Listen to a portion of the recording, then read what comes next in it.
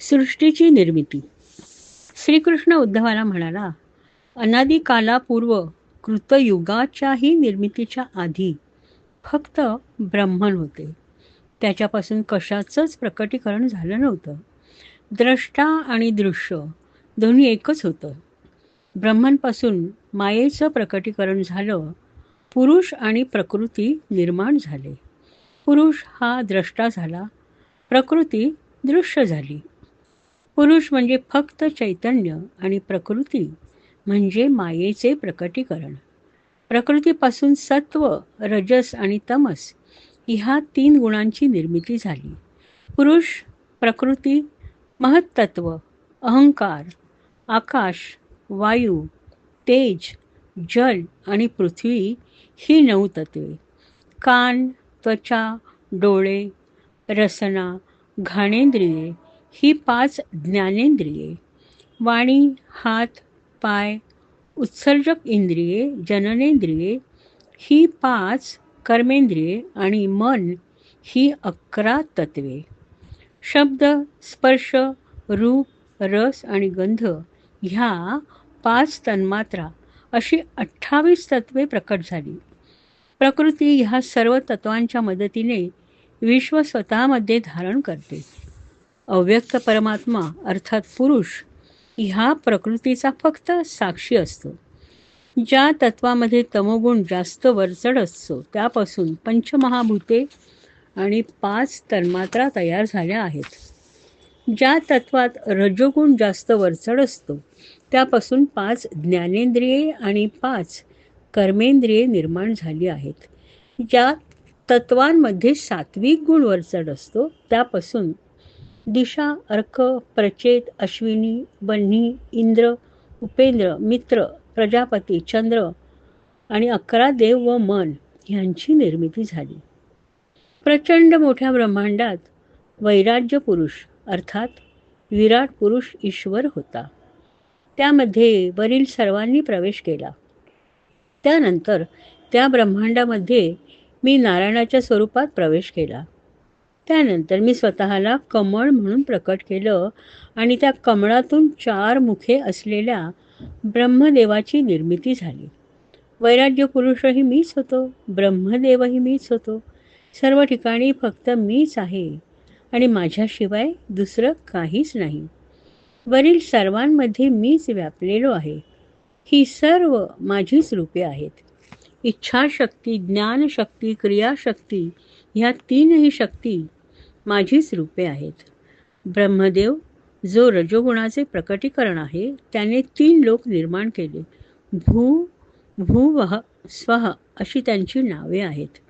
भूलोक हे मनुष्य आणि वनस्पती ह्यांचं निवासस्थान झालं. भूर्वलोक हे भूतांचे, स्वलोक हे देवांचे निवासस्थान झाले. ह्या 3ही लोकांच्या वरती महरलोक, जनलोक, तपलोक, सत्यलोक निर्माण झाले आणि भूलोकांच्या खाली अतळ, वितळ, सुतळ, तलातळ, महातळ, रसातळ आणि पाताळ हे निर्माण झाले. पाताळ हे नाग, असुर आणि तत्सम अस्तित्व असलेल्यांचे निवासस्थान झाले. श्रीकृष्ण उद्धवाला म्हणाला, ह्या सर्व निर्मितीच्या मागचे सत्य मी तुला सोपी उदाहरणे देऊन स्पष्ट करतो.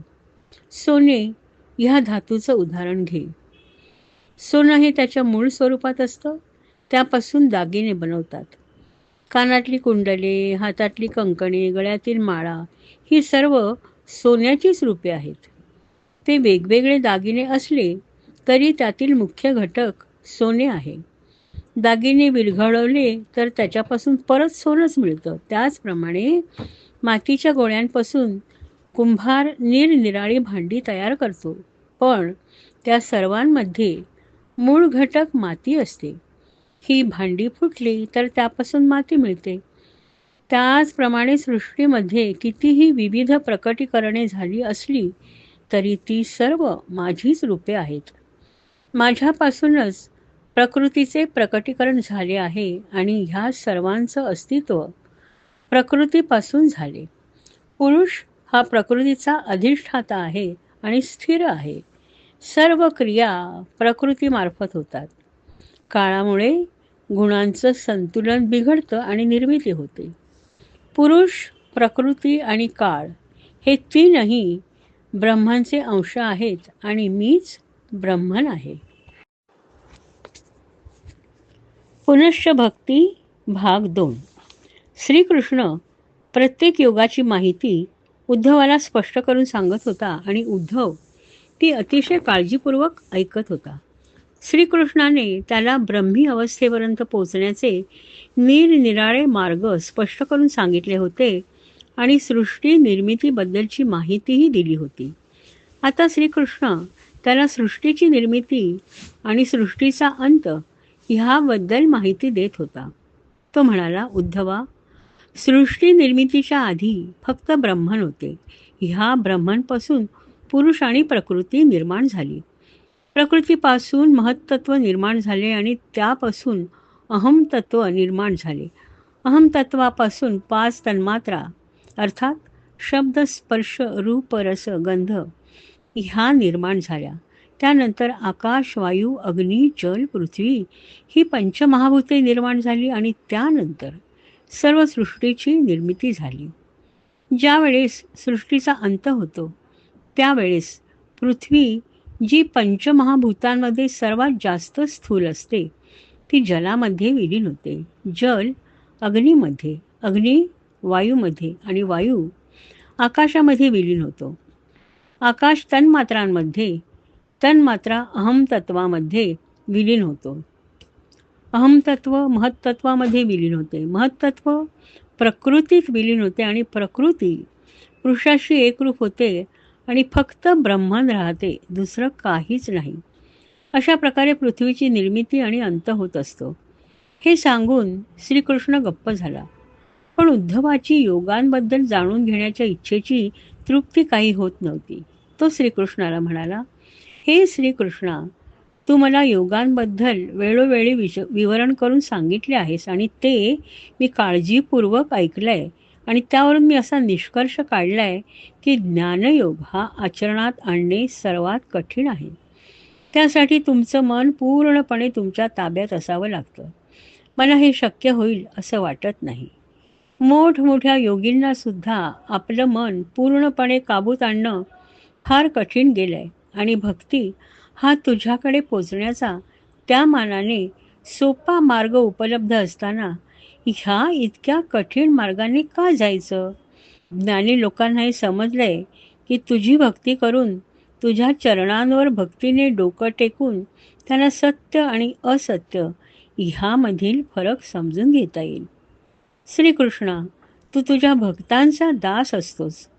असुरांचा राजा बळी, गुराख्यांचा राजा नंदगोपाळ, ज्यांना विश्वाबद्दल काहीच ज्ञान नव्हतं, अशा गोपींमध्ये हे सर्व तुझे अत्यंत आवडते होते आणि ते अविरतपणे फक्त तुझा आणि तुझाच विचार करत होते. त्यामुळे त्यांची भक्ती जशी निस्सीम होती तशी ब्रह्मदेवाला किंवा इंद्रालाही जमली नाही. तेव्हा तू श्रीरामाचा अवतार घेतला होतास आणि तेव्हा वानरसेना तुला देवांपेक्षाही अत्यंत प्रिय होती. भक्ती योगामार्फत तू इतका प्रसन्न होतोस, तर मग मनुष्याने कठीण अशा ज्ञानयोगाचा मार्ग का निवडावा? मी स्वतःला तुझा भक्त समजतो, कारण माझ्या मनात फक्त तुझाच विचार असतो आणि मी फक्त तुझ्यावर प्रेम आणि भक्ती करतो. मला स्वर्गही नको आणि मोक्षही नको. तूच माझा गुरु आहेस, तूच माझं सर्वस्व आहेस. माझ्या मनात सतत तुझाच विचार असतो. उद्धवाचं हे बोलणं ऐकून श्रीकृष्णाने त्याचं लोभस स्मितहास्य केलं आणि म्हणाला, उद्धवा, जो मनुष्य माझ्यावर अत्यंतिक श्रद्धा ठेवतो तो मृत्यूच्या भयावरही विजय मिळवू शकतो आणि ही श्रद्धा निर्माण होण्यासाठी त्याने फक्त माझाच विचार केला पाहिजे. त्याचे माझ्यावरचे प्रेम अखंड असले पाहिजे. मी सांगितलेली शिकवण त्याने आचरणात आणली पाहिजे. त्याचं वर्तन असं पाहिजे की ज्यामुळे मी संतुष्ट होईन. त्याने माझ्या भक्तांप्रमाणे आपलं वर्तन ठेवलं पाहिजे. उदाहरणार्थ नारद, प्रल्हाद, ध्रुव इत्यादी. एक देवर्षी होते, एक असुर बालक होता आणि एक मनुष्याचा बालक होता. माझ्या भक्तांनी सतत माझी भक्ती केली पाहिजे आणि भक्तीचा अर्थ समजून घे. भक्ती म्हणजे मनात इच्छा नसताना सुद्धा केवळ दिखाव्यासाठी सर्वांनी एकत्र येऊन भजन म्हणणे किंवा स्वतःचा दिमाग दाखवण्यासाठी मोठमोठ्या पूजा करणे हे नव्हे. मला संतुष्ट करण्यासाठी एकादशी किंवा तत्सम काही खडतर व्रते करण्याची आवश्यकताच नाही. लांबच्या तीर्थयात्रांना केवळ माझी भक्ती करण्यासाठी जाण्याचीही आवश्यकता नाही. मी संतुष्ट केव्हा होईन, जेव्हा मनुष्य अतिशय शुद्ध आणि पवित्र मनाने प्रत्येकामध्ये प्रत्येक गोष्टीत मला पाहण्याचा प्रयत्न करेल आणि जेव्हा त्याला समजेल सर्व ठिकाणी मीच व्यापलेलो आहे, तेव्हा त्याला जप तप करण्याची काहीच आवश्यकता राहणार नाही.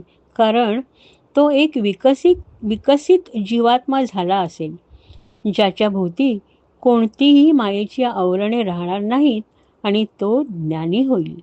त्याला हे ज्ञान होईल की मीच सर्वांमध्ये व्यापलेलो आहे, सर्व माझंच प्रकटीकरण आहे. त्यामुळे त्याला उच्च जातीचा मनुष्य, नीच जातीचा मनुष्य हा फरक जाणवणार नाही. तो सर्वांवर सारखंच प्रेम करेल. तो सूर्य, चंद्र, अग्नी सर्वांमध्ये मलाच बघेल. अतिशय दुष्ट मनुष्य आणि सज्जन मनुष्य ह्यामध्ये त्याला फरक जाणवणार नाही. कारण त्याला हे ज्ञान झालं की सर्वांमध्ये सारखंच ब्रह्मन वास करतंय. फक्त अविद्येमुळे, मायेच्या आवरणांमुळे त्यांना ते समजत नाही. असा विचार करणाऱ्या मनुष्याचा अहंकार नष्ट होतो. त्याच्या मनात असूया, उद्धटपणा, मत्सर हे कुठलेच दोष राहत नाहीत. हे ज्ञान त्याला माझ्या भक्तीमुळेच होतं. त्यामुळे त्याच्या सर्व इच्छा त्याच्यापासून दूर होतात. सुख दुःख ह्या परस्पर विरोधी गोष्टींना तो समान समजतो आणि लवकरच त्याला ब्रह्मी अवस्था प्राप्त होते. लवकरच त्याचा आत्मा जो त्याचा नश्वर शरीरामध्ये बद्ध झालाय तो मुक्त होऊन माझ्याकडेच म्हणजे शाश्वताकडे येऊन पोचेल. हे एकमेव सत्य आहे. हे देवांनाही न सांगितलेलं रहस्य मी तुला सांगतोय, कारण तू माझा अत्यंत लाडका भक्त आहेस. आता हा ज्ञानयोगही मी तुला सांगितलाय. ज्या मनुष्यामध्ये भक्तियोग आणि ज्ञानयोग एकत्र येतात त्याला नक्कीच मोक्ष मिळू शकतो. उद्धवा, ही माझी शिकवण ज्या माझ्या भक्ताला समजेल आणि तो ती आचरणात आणेल, तो हळूहळू माझ्याकडे येऊ लागेल. कारण त्याला त्याच्या ज्ञानाची प्राप्ती झाली असेल. त्याचं मन अतिशय शुद्ध आणि पवित्र होईल आणि हे प्रवचन जो मनापासून आत्मसात करेल तो परत कधीच संसाराच्या जंजाळात पडणार नाही. त्यानंतर श्रीकृष्ण उद्धवाला म्हणाला, उद्धवा, मी अजूनपर्यंत दिलेली शिकवण तुला समजली ना? तुझ्या मनात आता कुठलीही शंका राहिली नाही ना? तू माझ्याकडे येण्याआधी अतिशय दुःखी होतास. त्या दुःखाचं निवारण झालं का? तुझे सर्व गैरसमज दूर झाले का? श्रीकृष्ण पुढे म्हणाला, उद्धवा, मी तुला एक सूचना देतो. ही जी शिकवण मी तुला दिली आहे आणि ती योग्यता नसलेल्या माणसांना देऊ नकोस. ढोंगी, नास्तिक, ज्यांचा भक्तीवर अजिबात विश्वास नाही, अशा माणसांना ही शिकवण देऊ नकोस. ते त्या योग्यतेचे नाहीत. हे दोष ज्यांच्यामध्ये नसतील अशाच लोकांमध्ये माझ्या शिकवणीचा प्रसार कर. मी ह्या जगातून गेल्यावर तू दुःख करत बसू नकोस. या जगातील लोकांना तू धर्माची शिकवण दे. मी पृथ्वीवरून निघून गेल्यावर धर्माचा ऱ्हास होईल, तेव्हा तू आणि तुझ्यासारख्या पुण्यात्म्यांनी तो धर्म राखण्याचा जास्तीत जास्त प्रयत्न केला पाहिजे. आणि मी गेल्यावर मी लावलेल्या धर्माच्या वृक्षाची तूच निगा राखली पाहिजेस. उद्धव श्रीकृष्णाच्या समोर हात जोडून उभा होता. त्याचे डोळे रडून रडून लाल झाले होते. तरीही अश्रू त्याच्या डोळ्यातून वाहतच होते. भावना वेगाने त्याच्या तोंडातून शब्दही फुटत नव्हता. थोड्या वेळाने त्याने आपला भावना वेग, दुःख आवरलं आणि श्रीकृष्णाच्या पायांवर मस्तक ठेवून तो म्हणाला, श्रीकृष्णा, तुझ्या केवळ असण्याने माझे सर्व गैरसमज दूर झाले. समोर सूर्य असताना अंधाराची भीती कुणाला वाटेल? तुझ्या कृपेमुळे माझ्या मनात तू ज्ञानाचा नंदादीप लावलायस. तुझं माझ्यावर अत्यंत प्रेम आहे आणि तू मला एकमेकांमधील बंधन कसं दूर करायचं हेही शिकवलं आहेस. त्यामुळे यादव कुळातील माझ्या नातेवाईकांचे बंध तोडण्यात मी यशस्वी झालोय. मी तुला आता फक्त एकच विनंती करतो की माझं जे तुझ्याबद्दलचं प्रेम आणि भक्ती आहे ती कायम ह्या दुबळ्या मनात एखाद्या खडकाप्रमाणे स्थिर राहू दे. श्रीकृष्ण अत्यंत प्रेमभराने हसून उद्धवाला म्हणाला, तू आता बद्री नावाच्या माझ्या आश्रमात जायची तयारी कर. तिथे गंगा नदी वाहत असेल. तिच्या नुसत्या दर्शनानेच तुझी सर्व पापे नष्ट होतील. तू गंगेमध्ये स्नान कर आणि संन्याशाप्रमाणे राहा. तुझे सर्व विचार फक्त माझ्यावर केंद्रित असू देत. मी जे जे तुला करायला सांगितलंय ते सर्व केल्यावर तू माझ्याकडे पोचशील. उद्धव अतिशय अनिच्छेनेच श्रीकृष्णापासून दूर जाण्यास निघाला. ज्ञानयोगाचं पूर्ण ज्ञान होऊन सुद्धा त्याला श्रीकृष्णाचा विरह सहन होत नव्हता. तो त्याच्याबरोबर प्रभास क्षेत्रापर्यंत गेला. श्रीकृष्णाच्या शेवटच्या घटिकांमध्ये उद्धव आणि मैत्रेय ऋषी त्याच्याबरोबर होते. श्रीकृष्ण त्यांच्याशी बोलला आणि एका क्षणात तिथून अदृश्य होऊन वैकुंठ धामास पोचला. जेव्हा भगवान श्रीकृष्ण गेले तेव्हा त्यांच्याबरोबरच धर्म, पावित्र्य, सौंदर्य आणि जे जे काही चांगलं होतं ते त्यांच्याबरोबर निघून गेलं आणि त्यांच्या विरहाने पृथ्वी विलाप करू लागली. सांख्ययोग. विश्वाच्या उत्पत्तीपूर्वी फक्त ब्रह्मन होतं, दुसरं काहीच नव्हतं. ब्रह्मनपासून पुरुष आणि प्रकृती प्रकट झाली. सुरुवातीला सत्व, रज आणि तम हे तीनही गुण समतोलात होते, परंतु काळामुळे त्यांचं संतुलन बिघडलं आणि त्यातूनच निर्मितीला सुरुवात झाली. प्रकृती आणि तीनही गुणांमुळे विश्वाची निर्मिती झाली. निर्गुण ब्रह्मनपासून पुरुष आणि प्रकृती अर्थात द्रष्टा आणि दृश्य निर्माण झाले. प्रकृतीपासून महत्तत्व निर्माण झाले. ते अत्यंत प्रकाशमान होते, ज्यामुळे आधीच्या कल्पाच्या वेळेस झालेल्या प्रलयामुळे जो अंधकार निर्माण झाला होता तो नष्ट झाला. महत्तत्वापासून अहमतत्व निर्माण झाले. अहमतत्वाची 3 स्वरूपे आहेत. सात्विक अहमतत्व त्याला वैखरिका असंही म्हणतात. रजस अहमतत्व त्याला तेजस असंही म्हणतात आणि तमस अहमतत्व अर्थात तमस असंही म्हणतात. सात्विक अहमतत्वापासून मनाची निर्मिती झाली. रजस अहमतत्वापासून इंद्रियांची निर्मिती झाली. तमस अहमतत्वापासून पंचमहाभूतांची निर्मिती झाली. सात्विक अहमतत्वामुळे मनांमध्ये विचाराची प्रक्रिया सुरू होते आणि त्यामधूनच इच्छाशक्ती आणि आकलन शक्ती ह्यांची निर्मिती होते. रजस अहमतत्वामुळे 5 ज्ञानेंद्रिय आणि 5 कर्मेंद्रिय ह्यांची निर्मिती होते. तमस अहमतत्वापासून 5 तन्मात्रा आणि त्यांच्यापासून पंचमहाभूतांची निर्मिती होते. सर्वात पहिली तन्मात्रा म्हणजे शब्द. 5 पैकी ही सर्वात सूक्ष्म तन्मात्रा आहे. तिच्यापासून आकाशाची निर्मिती झाली. आकाशामध्ये फक्त शब्द ही एकच तन्मात्रा असते.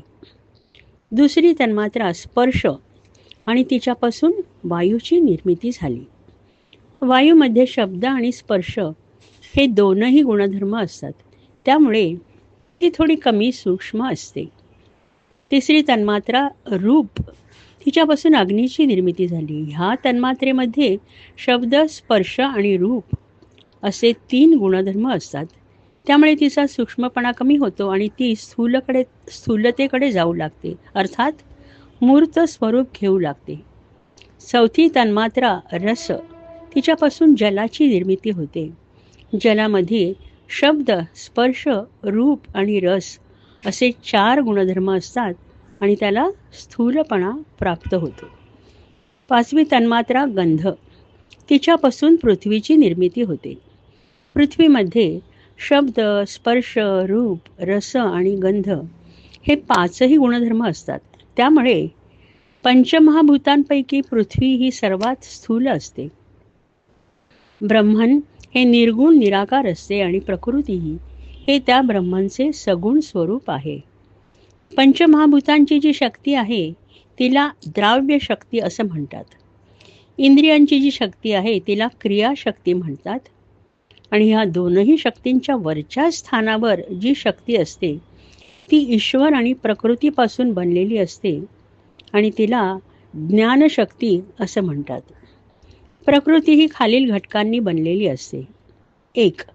पंचमहाभूते, जसं की पृथ्वी, आप, जल, आप किंवा जल, अग्नी, वायू आणि आकाश. तन्मात्रा, गंध, रस, रूप, स्पर्श आणि शब्द. 5 ज्ञानेंद्रिये, कान, त्वचा, चक्षु, रसना आणि नाक. 5 कर्मेंद्रिये, वाक, पाणी अर्थात कर, 5 माने पाय, उपस्थम म्हणजे जननेंद्रिये आणि पायू म्हणजे उत्सर्जक इंद्रिये. 5 अंतःकरण, मन, बुद्धी, चित्त आणि अहंकार. पंचमहाभूते, 5 तन्मात्रा, 5 ज्ञानेंद्रिये, 5 कर्मेंद्रिये आणि अंतःकरणाचे 4 घटक असं मिळून एकूण 24 वैशिष्ट्ये होतात. त्यामध्ये काळ हा 25वा घटक मानला जातो. विराट पुरुषाच्या अंतःकरणाचे सर्वश्रेष्ठ स्वरूप महत्तत्व प्रतिबिंब होते ते दिव्य आणि तेजोमय असतं. त्याची सर्वश्रेष्ठ पुरुष वासुदेव म्हणून भक्ती केली जाते. 1. मन, भावनिक विचारशक्ती, अधिष्ठाता चंद्र, त्याची भक्ती अनिरुद्ध म्हणून केली जाते. 2. बुद्धी, सारासार विचार करण्याची शक्ती, अधिष्ठाता क्षेत्रज्ञ, त्याची भक्ती प्रद्युम्न म्हणून केली जाते. 3. चित्त, आजूबाजूचं सर्व जाणून घेण्याची शक्ती, अधिष्ठाता ब्रह्मदेव, ह्याची भक्ती प्रद्युम्न म्हणून केली जाते. 4. अहंकार, मीपणा, अधिष्ठाता रुद्र, त्याची भक्ती संकर्षण म्हणून केली जाते. वासुदेव म्हणजे विश्वाचं प्रतीक, संकर्षण म्हणजे तेजाचं प्रतीक, प्रद्युम्न म्हणजे बुद्धीचे किंवा प्रज्ञेचे प्रतीक, अनिरुद्ध म्हणजे विशुद्ध चैतन्याचे तुर्या प्रतीक. प्रथम अवतार पुरुष, प्रकृती निर्माण झाल्यावर ती निरनिराळ्या घटकांनी बनली होती, पण सर्व समावेशक नव्हती. नाश करणारा काळ, ज्याच्यामुळे जीवाला जन्ममृत्यूच्या फेऱ्यातून जावं लागतं, अशी कर्मे, निर्मितीसाठी ज्या गुणांची आवश्यकता असते असे त्रिगुण, हे सर्व घटक तिच्यात होते, पण एकमेकांपासून वेगळे होते.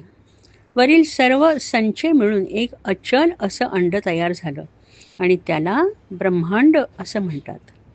हे अंड पाण्यामध्ये हजारो वर्ष राहिलं आणि जेव्हा ह्या अचल अंड्याच्या निष्क्रियतेचा कालावधी संपुष्टात आला तेव्हा त्या अंड्याला एका पाठोपाठ एक अशी अनेक छिद्रे पडू लागली. सर्वात प्रथम मुख उघडलं आणि त्यामध्ये वाणीने प्रवेश केला.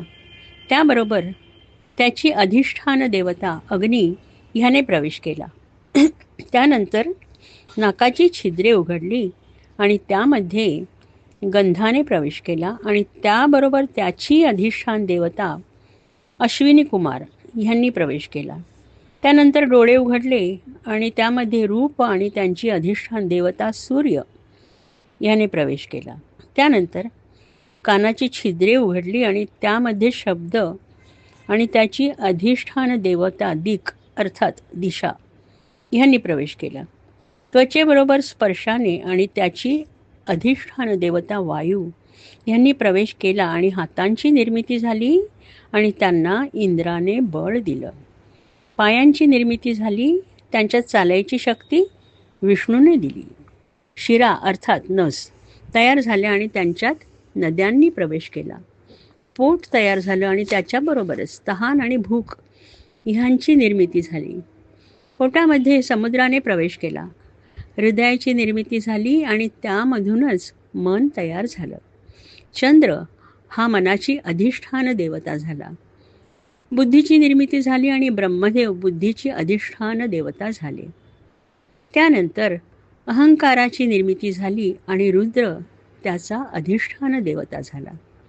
अशा तऱ्हेने पैराज पुरुष अर्थात विराट पुरुष तयार झाला.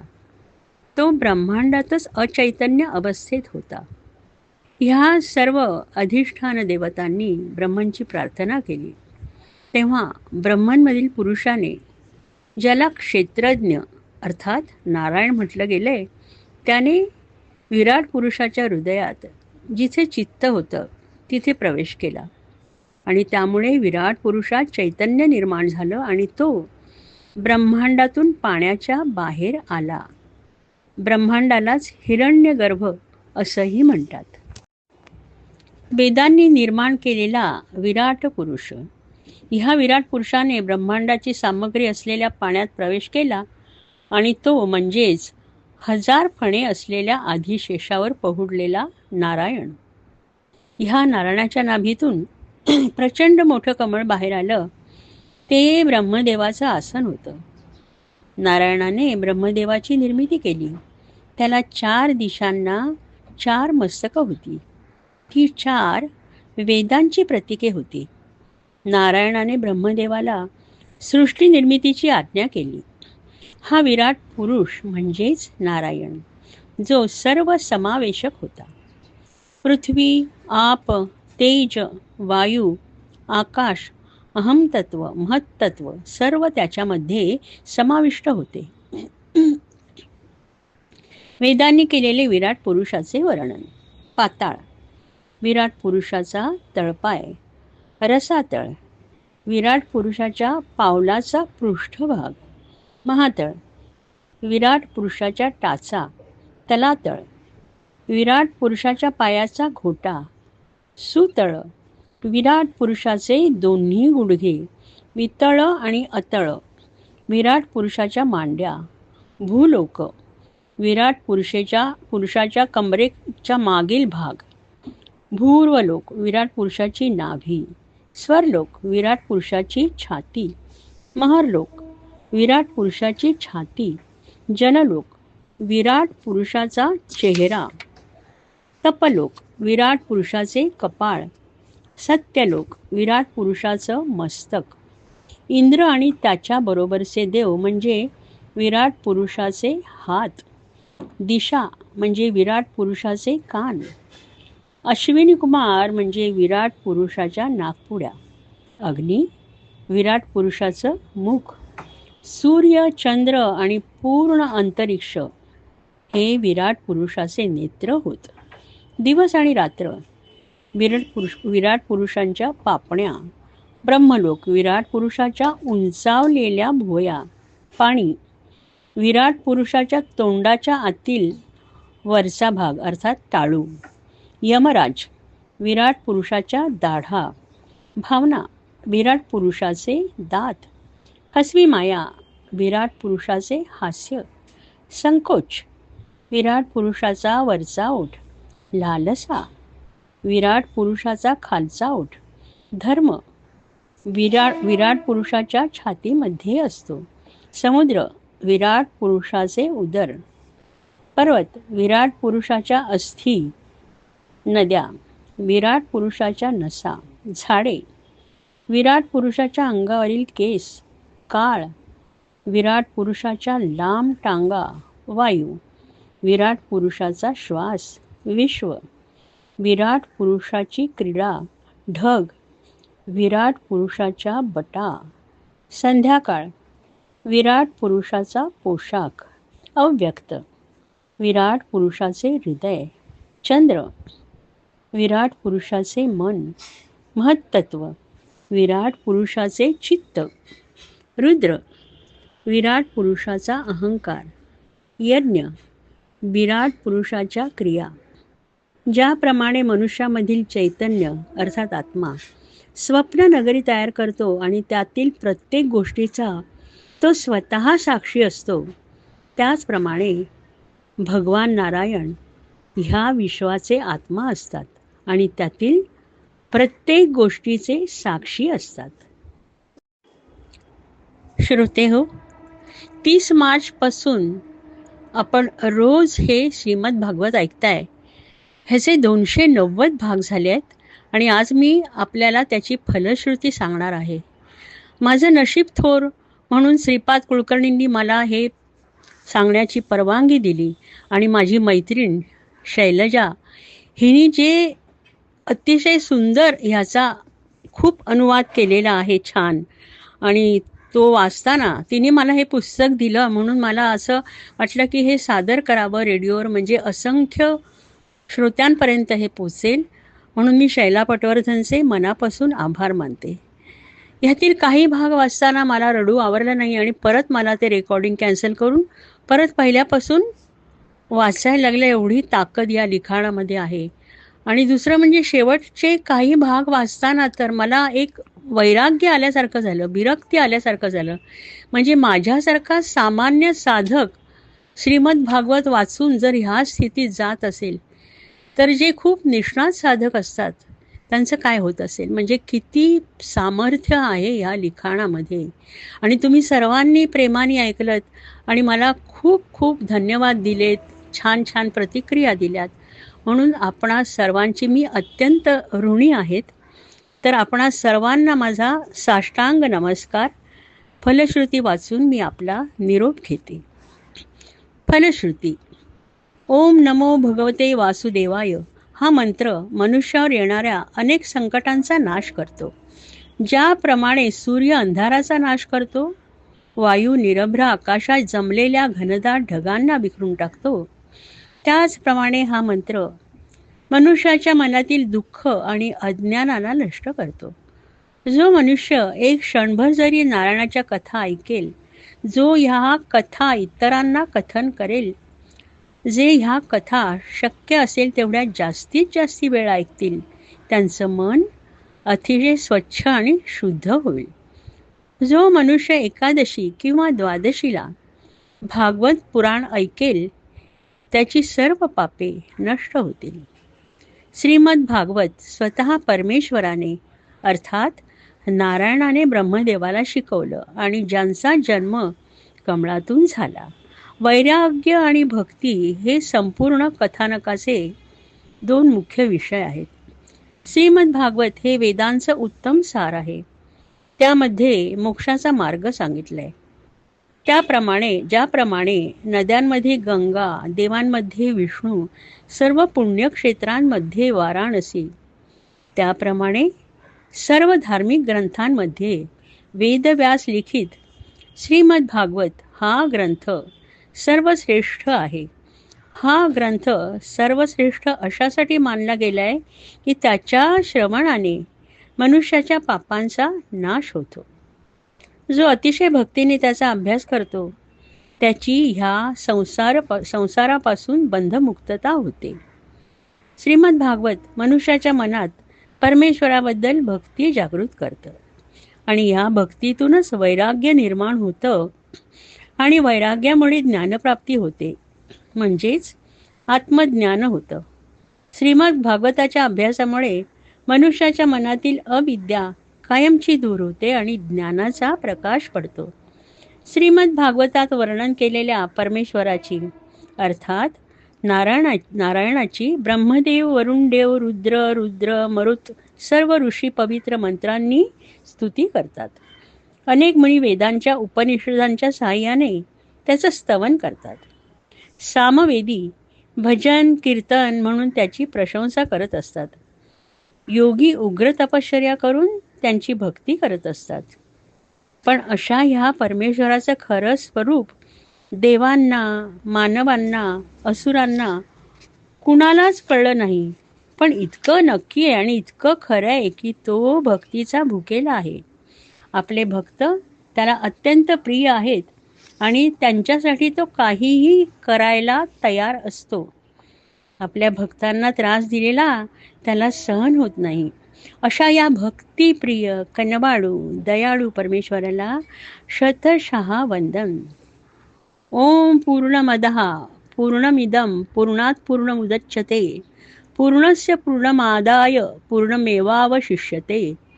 ओम शांती शांती शांती.